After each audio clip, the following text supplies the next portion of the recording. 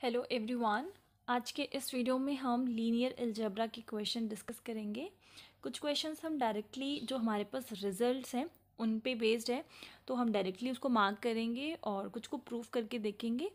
तो स्टार्ट करते हैं। पहला क्वेश्चन है, let M be a vector space of all 3x3 real matrix and A हमें गिवन है। हमें पता करना है कि इनमें से इन सब स्पेसेस में से कौन सा स्पेस ऐसा है जो M का सबस्पेस बन सकता है। तो सबस्पेस फाइंड करने के लिए जो एक प्रॉपर्टी हम देखते हैं वो ये है कि लीनियर प्रॉपर्टी होनी चाहिए।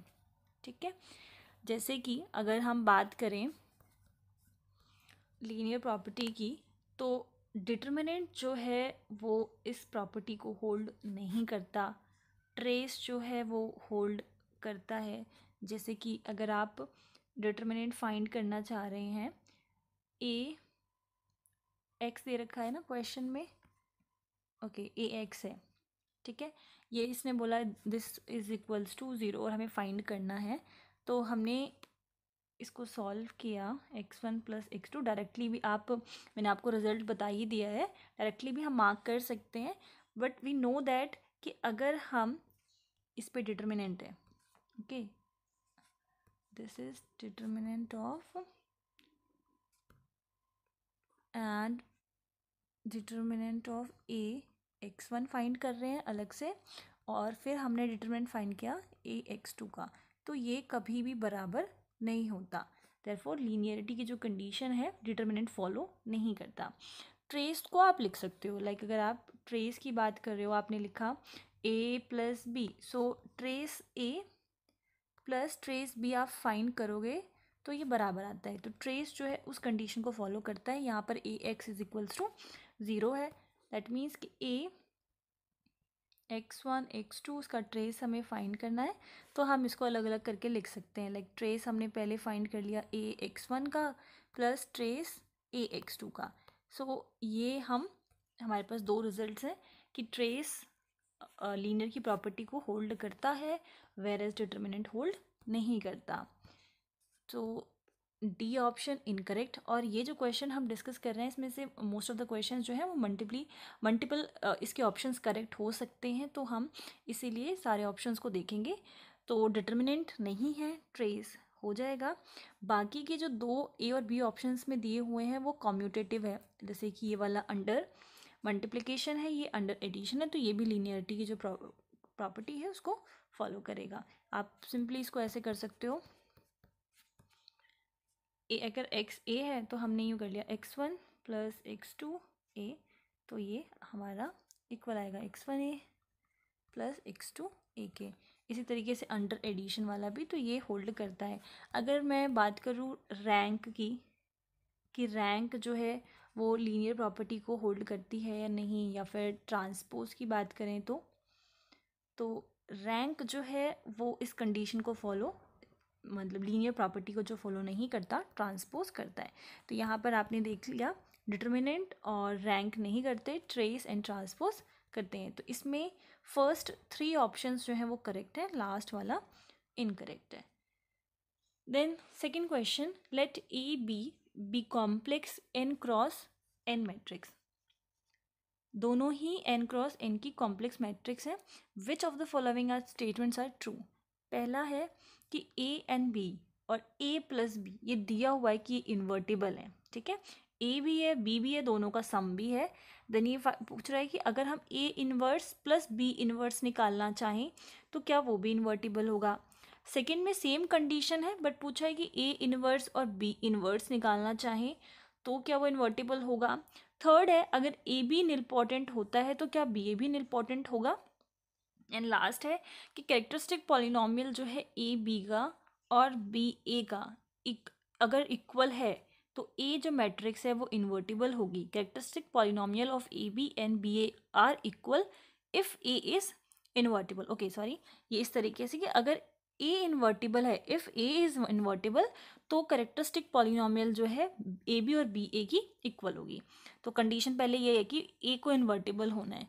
तो इसमें से हमारे जो करेक्ट ऑप्शन है ए भी करेक्ट है, कि अगर आपको ए और बी मैट्रिक्स गिवन है और वो इन्वर्टिबल है, ए प्लस बी भी इन्वर्टिबल गिवन है, तो इसका इन्वर्स जो है, इन्वर्स का जो सम है वो भी इन्वर्टिबल होगा। बी रॉन्ग है, उसका जो A inverse minus B inverse निकालेंगे तो वो नहीं होगा। बी अगर ए बी अगर हम ए और बी का प्रोडक्ट करें मैट्रिक्स का, वो निलपोटेंट आती है, और फिर अब बी ए का करते हैं तो वो भी हमें निलपोटेंट मिलेगा। और लास्ट वन भी करेक्ट है कि अगर ए इन्वर्टिबल होता है तो कैरेक्टरिस्टिक पॉलिनोमियल जो हैं ए और बी के, ए बी और बी ए के इक्वल होंगे। अब आ जाते हैं क्वेश्चन सॉल्यूशन पे कि किस तरीके से हम ये कह सकते हैं। ठीक है, तो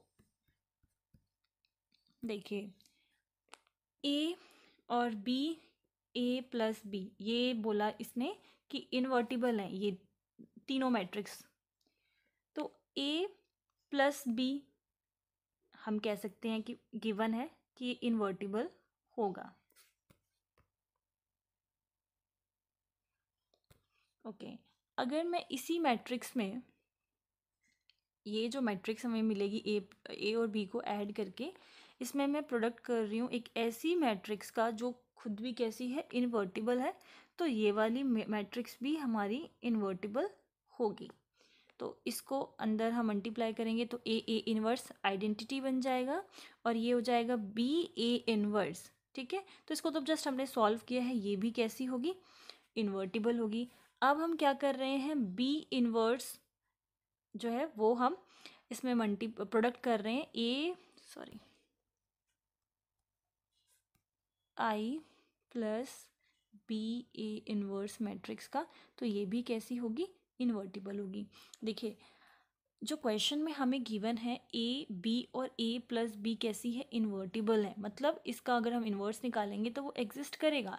तो हमने ए प्लस बी से स्टार्ट किया, ये कैसी थी, इन्वर्टिबल थी। इसका प्रोडक्ट ऐसी ए इन्वर्स के साथ किया, ए अगर ए कैसा इन्वर्टिबल है, ए इन्वर्स एग्जिस्ट करेगा, तो ये भी कैसा हो गया, इन्वर्टिबल हो गया। सॉल्व कर दिया तो ये भी इन्वर्टिबल है। अब जैसे आपने यहाँ पे ए इन्वर्स का प्रोडक्ट किया है, तो हम एक बार हमने राइट हैंड साइड पे ए इनवर्स का प्रोडक्ट किया है, अब हम लेफ्ट हैंड साइड पे बी इनवर्स का प्रोडक्ट कर रहे हैं, तो यहाँ पर आ जाएगा B inverse plus A inverse, ये भी कैसा होगा, इन्वर्टिबल होगा। आप इसको, इसका ऑर्डर ऐसे भी लिख सकते हैं, पहले हमने ये लिख लिया फिर ये लिख लिया, ये भी, ये क्या हो जाएगा फिर इन्वर्टिबल। और यही था हमारा पहला ऑप्शन।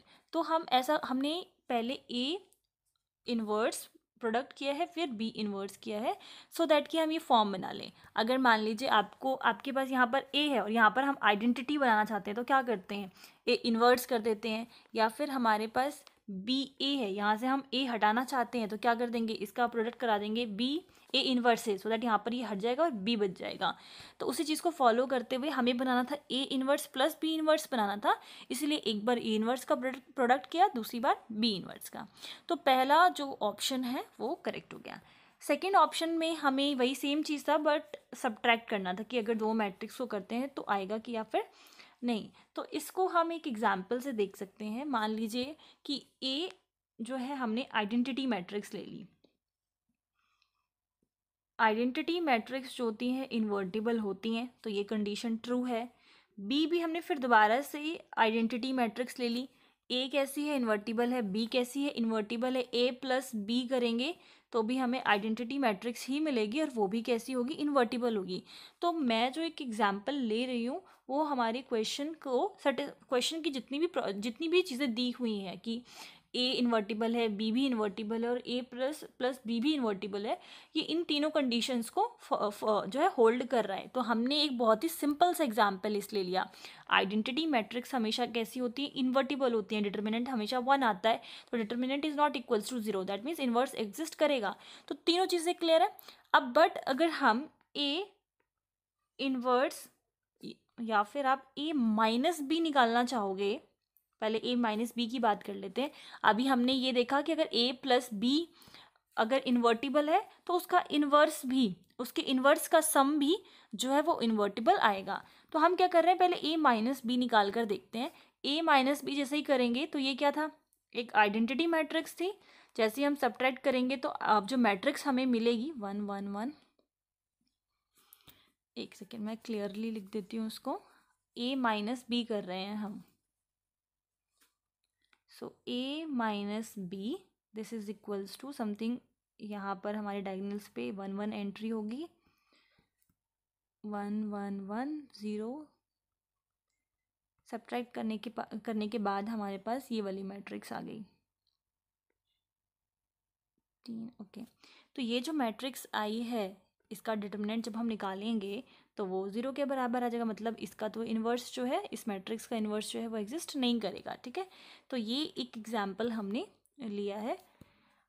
जस्ट इस तरीके से आप सोच सकते हैं कि जब a प्लस बी था, a प्लस बी का सम इन्वर्टिबल था और हमने ये प्रूफ कर दिया कि a इन्वर्स, इसके मतलब इन्वर्स का सम भी इन्वर्टिबल होगा, बट a माइनस बी ही नहीं आ रहा, जैसा कि अभी हमने देखा डिटर्मिनेंट जो है वो उसका 0 बन जाएगा, तो a inverse minus B inverse का भी इन्वर्टिबल एग्जिस्ट नहीं करेगा, तो बी ऑप्शन रॉन्ग हो गया। थर्ड जो है वो हम डायरेक्टली जो है रिजल्ट बेस्ड है कि ए बी अगर निलपोटेंट होता है, मतलब दो मैट्रिक्स को आपने उसका प्रोडक्ट किया तो निलपोटेंट आ रहा है, आइगन वैल्यूज सारी जो है हमें डायगोनल एंट्रीज पे 0 मिल रही हैं, तो जब आप बे निकालोगे ना तो वो भी निलपोटेंट ही हमें मिलेगा, तो ये डायरेक्टली रिजल्ट बेस्ड है। डी ऑप्शन देखिए, अगर कैरेक्टरिस्टिक पॉलिनोमियल, सॉरी फिर से वही मिस्टेक, ए अगर इन्वर्टिबल है तो ए बी और बी ए का जो कैरेक्टरिस्टिक पॉलिनोमियल होगा वो भी इक्वल होगा, ये भी डायरेक्टली रिजल्ट जो है बेस्ड है कि अगर ए इनवर्स एग्जिस्ट करेगा तो दोनों की कैरेक्टरिस्टिक पॉलिनोमियल्स जो हैं वो इक्वल ही होंगी। अब आ जाते हैं नेक्स्ट क्वेश्चन पे। लेट ए जो है वो 4x4 मैट्रिक्स है, रियल एंट्रीज हैं और इसकी आइगन वैल्यूज़ भी हमें गिवन है -1 1 2 -2, और बी इस तरीके से डिफाइंड है, then I denotes the 4x4 identity matrix और हमें ऑप्शंस पता करने हैं। सो ये तो काफ़ी इजी है, अगर बी हमें गिवन है इस ए से ही फॉर्म हो रखी है, तो अगर ए की आइगन वैल्यूज़ पता हैं तो बी की आइगन वैल्यूज़ भी बहुत ही ईजिली निकाली जा सकती हैं। तो ये हो गया हमारे पास a⁴। तो अगर a⁴ की हम आइगन वैल्यूज़ की बात करें, अगर ए की आइगन वैल्यू आप लैम्डा बोल रहे हो और a⁴ की अगर आपको आइगन वैल्यू चाहिए तो क्या करोगे, λ⁴ कर देते हैं। इसी तरीके से ए स्क्वायर की अगर आप आइगन वैल्यू बोल रहे हो तो λ² हो जाएगा if A is a eigen value of lambda. तो इसी के अकॉर्डिंगली हम क्या कर सकते हैं, इसकी हेल्प से हम बी की आइगन वैल्यूज फाइंड कर सकते हैं। तो पहला हम फाइंड कर लेते हैं पहली आइगन वैल्यू के लिए, दैट इज -1। ठीक है, -1 की पावर 4 टाइम करेंगे तो +1 हो जाएगा, -5 ए स्क्वायर करेंगे, -1 के लिए फाइंड कर रहे हैं तो पॉजिटिव का 1 हो जाएगा, प्लस में 5 आ जाएगा, तो ये कैंसिल हो गया। पहली आइगन वैल्यू बी की आ गई 1, तो ये यहाँ पे मैं लिख लेती हूँ, ए की हमने जब -1 आइगन वैल्यू रखी तो बी की हमें मिल रही है पॉजिटिव का 1। नेक्स्ट आइगन वैल्यू रखते हैं हम ए की पॉजिटिव का 1, तो यह आ जाएगा 1 -5 एंड +5। अगेन जो सेकेंड आइगन वैल्यू मिल रही है 1 रखने पर वो भी है 1। थर्ड देख लेते हैं, 2 रखेंगे और 2 की पावर 4, a⁴ की हो गई, -5 ये हो जाएगा, पॉजिटिव 2 की बात कर रहे हैं तो ये हो जाएगा 4 प्लस का 5। इसको सॉल्व कर लेते हैं, ये हो गया हमारे पास 16 -20 प्लस का 5 -4 + 5 = 1। अगेन हमने देखा कि जब हमने -2 रखा तो भी पॉजिटिव का 1 मिल रहा है। 2 और रख लेते हैं एक बार, जब हम -2 रखेंगे तो पॉजिटिव पावर यहाँ पे 2 ही आ जाएगा। अगेन जब आप यहाँ पर -2 रखोगे तो भी वो स्क्वायर हो रखा है, यहाँ पर 4 ही आ जाएगा। सॉल्व करेंगे अगेन -2 के केस में भी, -2 लिया था, मतलब +2 के केस में भी फिर हमें 1 ही मिलेगा। तो जब आप चारों आइगन वैल्यूज़ को एक करके रखोगे तो बी की चारों की चारों आइगन वैल्यूज़ हमें 1 ही मिलेंगी। अब देख लेते हैं बी की जो हमें आइगन वैल्यूज़ मिली वो है 1 1 1, तो ये वाला ऑप्शन जो है बी वो करेक्ट हो गया, क्योंकि अगर सारी आइगन वैल्यूज़ 1 है तो आप इनका प्रोडक्ट कर दो, जो डिटर्मिनेंट है वो भी 1 आएगा। ठीक है, अब हमें चाहिए a प्लस बी, तो a प्लस बी में क्या करेंगे, दोनों के आइगन वैल्यूज़ को ऐड कर देंगे, तो -1 + 1 1 + 1 फिर 2 है, एक -2 था, और इसके केस में तो हमेशा 1 1 ही आ रहा था, तो ये पहली आइगन वैल्यू हो गई 0 2 3 -1, और ये बोल रहा है डिटर्मिनेंट 0 के बराबर होगा, तो ये भी करेक्ट है क्योंकि एक आइगन वैल्यू 0 के बराबर मिल गई है, प्रोडक्ट करेंगे तो आंसर भी जो है 0 के बराबर आ जाएगा। ट्रेस से रिलेटेड एक और क्वेश्चन है a प्लस बी का, तो ट्रेस फाइंड करना है, इसके आइगन वैल्यूज़ को ऐड कर देते हैं, जब हम इसको ऐड करेंगे 2 + 3 5 -1 4 आ रहा है, तो ये भी हमारे पास करेक्ट हो गया। a माइनस बी को और फाइंड कर लेते हैं, बस यहाँ पर क्या करना है -2, तो ये आइगन वैल्यूज़ a की हो गई, -, -, -1 1 1 1, तो यहाँ पर ये क्या आ जाएगा, पहला आ गया आपके पास -2 0 2 - 1 1 -3, ये सारी आइगन वैल्यूज़ आ गई हमारी a माइनस बी की। ट्रेस फाइंड करना है, तो ट्रेस बोल रहा है 0 के बराबर आ जाएगा, तो 2 + 1 3, सॉरी -2 है ना वो, -2 1 -1 और -3, 0 तो नहीं आ रहा, तो सी ऑप्शन जो है वो इनकरेक्ट है। Next question, let A be a real 3x4 matrix of rank 2। Okay, तो ए कोई मैट्रिक्स हमें गिवन है और उसका रैंक हमें पता है that is 2, then rank of A transpose A, where A transpose जो है ट्रांसपोज बता रहा ए का ट्रांसपोज बता रहा है, तो हमें रैंक निकालनी है इसके ट्रांसपोज की, मतलब इसकी रैंक निकालनी है हमें। ओके, तो ये भी रिजल्ट बेस्ड है, rank of A is equals to rank of A transpose, और ये बराबर होता है rank of A transpose A के, और ये अगर आप ए पहले लिखो ए ट्रांसपोज बाद में लिखो,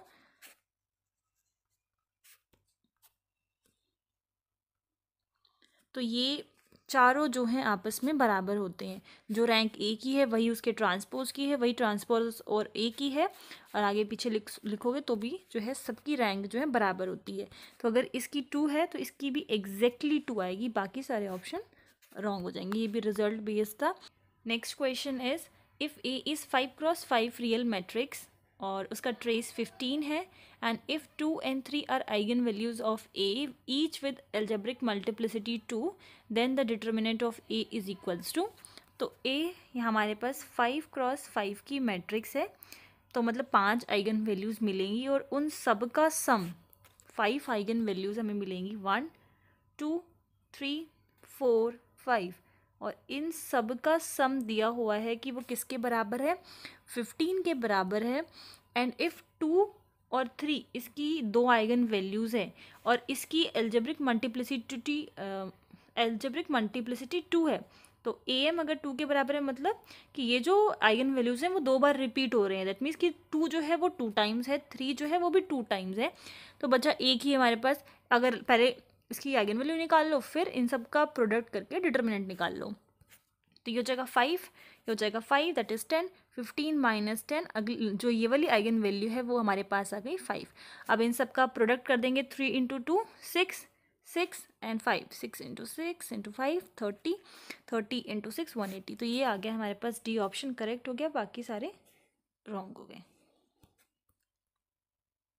next question is, consider the matrix A is equals to, एक है cos theta sine theta minus sine theta cos theta, और थीटा डिनोट कर रहा है 2π/31, and A to the power 2015 equals, पहला ऑप्शन है A, second identity C cos 13 theta में है, और डी लास्ट ऑप्शन है 0 1 -1 0। ओके, सो इसका भी हमारे पास एक फॉर्मूला है जिससे हम इसको सॉल्व करते हैं, A N theta is equals to A N theta, काफ़ी इम्पॉर्टेंट है ये, तो इसमें जस्ट हम वैल्यू को पुट करेंगे और हमें हमारी मैट्रिक्स मिल जाएगी। एन की वैल्यू आप देखो किसका फाइंड करना है, सबसे पहले 2015 का फाइंड करना है, तो एन की वैल्यू हो जाएगी 2015।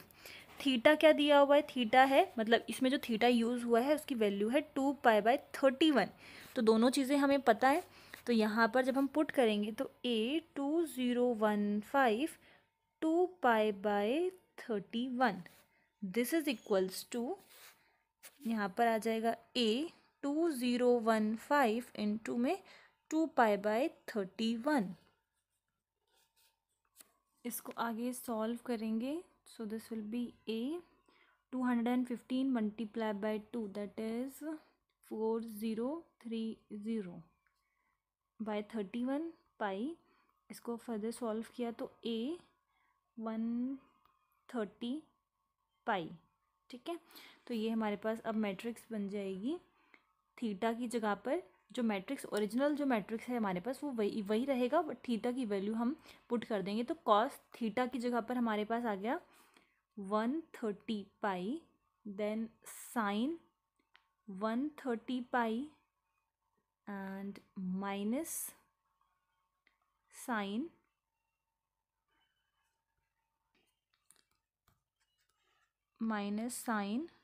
130 pi and last one was cos 130 pi.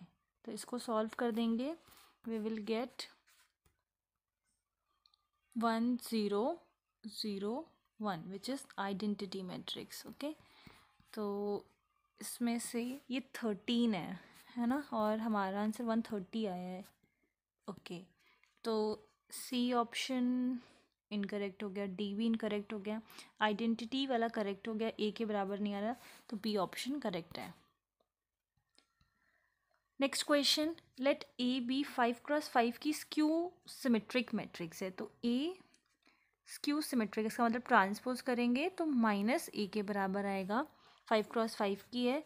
B हमें गिवन है सिमेट्रिक मैट्रिक्स, तो ये तो ए के बारे में था, बी है सिर्फ सिमेट्रिक, तो बी का ट्रांसपोज करेंगे, बी के बराबर आएगा। ओके, और ये इस मैट्रिक्स के बारे में हमें गिवन है, and be the 5x5 symmetric matrix whose ijth entry is the binomial coefficient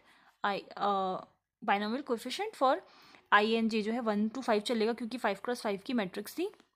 now we have consider the 10x10 matrix, 10x10 की matrix given in the block form by C is equals to this. तो ये 10x10 की matrix हो जाएगी, 5x5 इधर लग गया, 5x5 इधर लग गया, 10x10 की मैट्रिक्स बन गई। तो हमें क्या करना है, determinant of C, trace and trace. So we have to find determinant and trace of C. तो यहाँ पर भी हमारे पास एक रिजल्ट है स्क्यू सिमेट्रिक से रिलेटेड, कि जो अगर स्क्यू सिमेट्रिक्स मैट्रिक्स होती हैं उनका डिटर्मिनेंट 0 के बराबर होता है अगर उनका जो ऑर्डर हो वो कैसा हो, ऑड हो।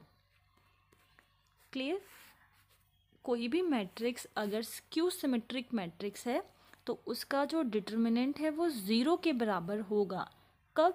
जब ऑर्डर जो है वो ऑड हो, इवन के केस में नहीं, सिर्फ ऑड के केस में। और यहाँ पर जो हमें ऑर्डर दिया हुआ है वो कैसा है, ऑड है।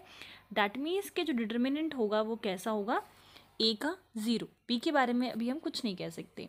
तो यहाँ पर देखिए, अगर हमें डिटर्मिनेंट ब्लॉक मैट्रिक्स हमें दी हुई है, उसका डिटर्मिनेंट पूछा गया है, तो ये कैसी है, अपर ट्रायंगुलर ब्लॉक मैट्रिक्स है। तो हमें ए और बी के अगर आइगन वैल्यूज़ मिल जाते हैं तो हम क्या करेंगे, उनका प्रोडक्ट करेंगे और सी के आइगन वैल्यूज़ को फाइंड करेंगे या डिटर्मिनेंट निकालेंगे। ठीक है, तो अगर डिटर्मिनेंट में निकालने के लिए अगर एक भी आइगन वैल्यू अगर 0 हो जाती है, दैट मीन्स कि डिटर्मिनेंट 0 हो जाता है, तो ए और बी की आइगन वैल्यू से सी का डिटर्मिनेंट बन रहा है। और हमने अभी बोला कि जो ए का डिटर्मिनेंट है वो 0 के बराबर है, दैट मीन्स बी का कुछ भी डिटर्मिनेंट होगा, जब हम ए के डिटर्मिनेंट को उससे मल्टीप्लाई करेंगे तो सी का डिटर्मिनेंट भी कैसा हो जाएगा, 0। तो A option correct, B option wrong. अब आ जाते हैं ट्रेस पर। तो अब देखिए, ट्रेस के लिए भी वही सेम कॉन्सेप्ट है कि अगर हमें ट्रेस निकालना है सी का, तो ए का हम ट्रेस निकालेंगे, बी का हम ट्रेस निकालेंगे, दोनों की ट्रेस को ऐड जब हम करेंगे तो हमें सी का ट्रेस मिल जाएगा। ए का ट्रेस तो हमें पता है, that is 0। Skew symmetric matrix का जो ट्रेस होता है वो किसके बराबर होता है, 0 के बराबर होता है। डिटर्मिनेंट के केस में तो सिर्फ 0 तभी होगा जब ऑड होगा, बट ट्रेस क्या होगा, 0 होगा। तो बस हमें क्या करना है, बी का ट्रेस निकालना है, और उसके लिए ये जो कंडीशन हमें दी हुई है कि आईएथ और जे आई और जेथ जो एंट्री होगी वो क्या होगी, बाइनोमियल कोएफिशिएंट होगी आई जेथ की।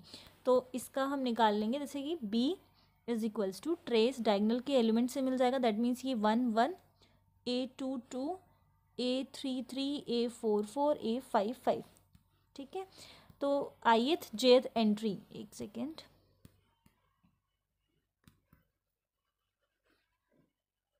A11 का निकाल लेते हैं। A11 मतलब आई यहाँ पर क्या है 1 और जे यहाँ पर क्या है 1, तो आई 1C1 हो जाएगा।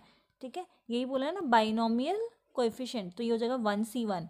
A22 का हो जाएगा 2C2, A33 का 3C3, 4C4, 5C5। मान लीजिए आपको एंट्री पता करनी है 2 3 की, तो ये हो जाएगा 2C3। ठीक है, बायनोमियल कोएफिशिएंट्स लग जाएंगे। तो 1C1 क्या होता है 1, 2C2 1, 3, ये सारी वैल्यूज़ क्या होती है हमारे पास 1 होती है, क्योंकि अगर 2C2 आप कैलकुलेट करें तो किस तरीके से निकालते हैं 2 फैक्टोरियल, ये नीचे वाला 2 फैक्टोरियल पहले ऊपर वाला लिखते हैं डिवाइडेड बाय दिस, और 2 माइनस 2 फैक्टोरियल होता है, 2 minus 2 factorial, 2 minus 2 factorial that is 0 factorial, 0 factorial is equals to 1, और ये आपस में कैंसिल हो जाएंगे, तो आंसर क्या आ जाता है 1। इसी तरीके से हम किसी का भी कैलकुलेट करेंगे, NC1 की वैल्यू क्या आ जाती है 1 होती है। तो हमें क्या मिल गया ट्रेस एलिमेंट्स, तो हमें ये मतलब एलिमेंट्स तो हमें ये मिल गए 1 1 1 1। ठीक है, और ऐड करेंगे तो ट्रेस कितना आ जाएगा 5, तो ये आ जाएगा 5, तो ये सी ऑप्शन इनकरेक्ट हो गया, D is correct. Okay, so last question है, द मैट्रिक्स दिस सेटिस्फाइज, पहला है A is invertible and inverse जो होगा, ए का जो इन्वर्स होगा उसकी सारी जो एंट्रीज होंगी वो इंटीजर एंट्रीज होंगी। बी ऑप्शन कह रहता है कि डिटर्मिनेंट जो है वो ए का ऑड है। Next option, determinant of A is divisible by 13, determinant of A has at least 2 prime devices. Okay, तो अगर हम इनके ऑप्शंस को देखें तो इन्वर्टिबल के लिए भी हमें यही फाइंड करना होगा कि ए का डिटर्मिनेंट 0 के बराबर है या फिर नहीं। बी में भी डिटर्मिनेंट पूछ रहा है, सी में भी, डी में भी, तो इसका मतलब डिटर्मिनेंट हमें कैलकुलेट करना है, तो जिससे कि काफ़ी सारे ऑप्शंस हमें पता चल जाएंगे कि करेक्ट है या फिर नहीं। तो एक बार हम इसका डिटर्मिनेंट कैलकुलेट कर लेते हैं। This is equals to 5 8 into 0 0 minus 2, then minus 9, and 1 into 0 0, 2 9s are 18, then okay यहीं पर ही लिख लेते हैं plus 8, okay, and 1 minus 72 minus 10, there will be negative 2 7 carry 16 plus 8 minus 71 plus minus minus 71। आगे further calculate करेंगे, -10 -162, okay, ये वाला -18 होगा, एक सेकेंड, -9, ये एंट्रीज गई, -18 होगा ये वाला, क्योंकि 2 9 18 है, यहाँ पे नेगेटिव आ जाएगा, ये नेगेटिव हो जाएगा, ये फिर पॉजिटिव, यहाँ पे नेगेटिव नेगेटिव पॉजिटिव पॉजिटिव, और इसको कैलकुलेट कर लेते हैं, plus minus minus 8 1 8 and 7 8 56, okay, और इन दोनों को सॉल्व करेंगे तो यहाँ पर हमारे पास आ जाएगा 5 negative 578 plus 162, that is equals to -416, okay, 827, okay, -416 आ रहा है डिटर्मिनेंट, तो -416 that is not equals to 0। तो इन्वर्टिबल तो हो सकता है, अभी ये वाली कंडीशन रहती है इन्वर्टिबल, बट हो सकता है डिटर्मिनेंट ऑड बोल रहा है, बट ये इवन है तो रॉन्ग हो गया। डिविजिबल है 13 से या फिर नहीं, तो 13 से ये डिविजिबल है, 416, 13 3 13 9 एंड 26 32 पे जा रहा है, तो डिविजिबल है, सी ऑप्शन करेक्ट हो गया। D option, at least 2 prime divisors होने चाहिए, मतलब जब हम इसके फैक्टर्स करें 4 1 6 के, तो एक तो हमें ये मिल गया 2, तो यहाँ पर जो 208 2104 252 26 13, ओके, तो 13 भी एक मिल गया, 2 प्राइम डिवाइजर्स मिल गए हमें 13 और 2, तो एटलीस्ट 2 है, तो करेक्ट हो गया डी ऑप्शन भी करेक्ट, ए रॉन्ग। ए है, ए में इन्वर्स जो है उसकी एंट्रीज जो है इंटीजर्स होनी चाहिए, ये वैसे हमारे पास गलत होगा ये वाला, क्योंकि ज़रूरी नहीं है कि इंटीजर हो सकता है कि, क्योंकि इन्वर्स जब हम निकालते हैं, सो इन्वर्स हमारा निकलता कैसे है, एडजॉइंट निकालना पड़ता है ए का by determinant of A, determinant of A आया है 416, आप कैलकुलेट करके चेक कर सकते हो, सारी इंटीग्रल एंट्रीज जो हैं वो हमें नहीं मिलेंगी। सो दैट्स इट, इस वीडियो में बस इतना ही। आई होप आपको सारी क्वेश्चंस जो हैं वो समझ में आए होंगे, बट इफ़ इन केस किसी भी क्वेश्चन में कोई प्रॉब्लम हो तो आप लोग मुझसे पूछ सकते हो। So okay, thank you.